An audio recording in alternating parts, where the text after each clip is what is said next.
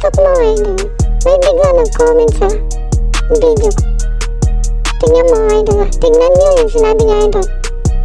Sino naman hindi mahuhula sa sinabi niya idol? Tingnan nyo. Ito kayo mga idol. Nahanap ko pa. Saan ba yun? Ito. Dito. Ito mga idol. Ito yung pinost ko. Tingnan nyo yung comment niya. Yan idol o. Tingnan nyo. One beses mo na idol bago ka magamas. Bago ka magamas, may kamawas bawas o idol. Sige, dahil mapilit ka. Hamunin kita. Pero wala skin pa rin sa'yo, idol.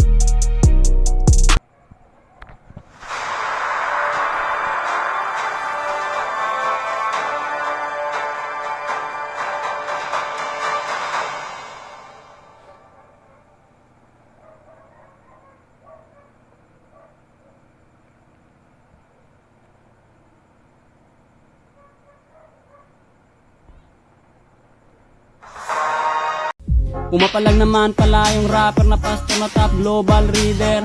At least di ka na sa CR kumakanta, wala ng echo sa shower. Kahit pa paano ay hindi na masyadong nagtutunog misa. Kaso nga lang katunog mo pa rin yung mga tito kong lasing pag kumanta. Para sa huling banat, wala na sunod na rin. Yo, di binabase yan sa hero tol kung naka-injector. Patawa ka lang talaga na content creator. Ano kung may injector, at least malakas diba? Ikaw malakas lang pag may kasamang Angela. Oops, sorry kung nasabi ko yan sa'yo idolo. Boses ko ba ay tambot, so paano na yan sa'yo? Para kang si Dangki pero mas kaboses mo ito. At para sabihing matikas dinadamay ibang tao. Akala mo ba talaga ikay makalusot? Baon ka na sa pangalawang banat ko barok. Kaya dito di ko na lang ito todo ang galing. Dahil alam na nilang sinong maangas ang dating. At ang sulat may laman, nag-iinit na naman. Kalaban di makalamang, di mo to kayang tapatan. Iwasan mo man ang iwasan, di mo to kayang ilagan. Bara mo patuloy kulang pagdating sa balagbagan.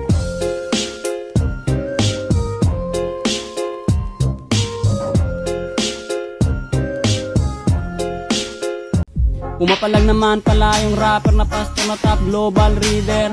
At least di ka na sa CR kumakanta, wala ng echo sa shower.